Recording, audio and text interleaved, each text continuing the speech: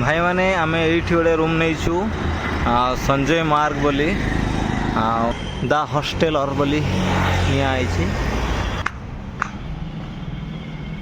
मत तो इंटेरियर बहुत भल ही लगिला।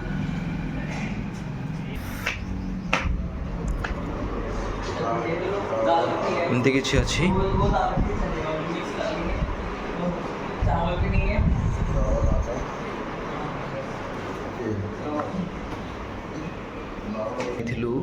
चलतु रूम रो आपको देखी मात्र 230 टंका मत पड़ा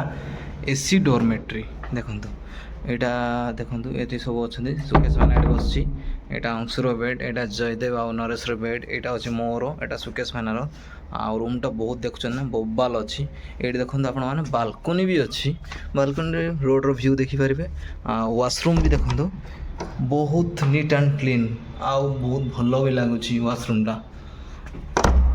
आउ गोटे बालकनी देखु यहीटा देखु ए पछ साइड अच्छी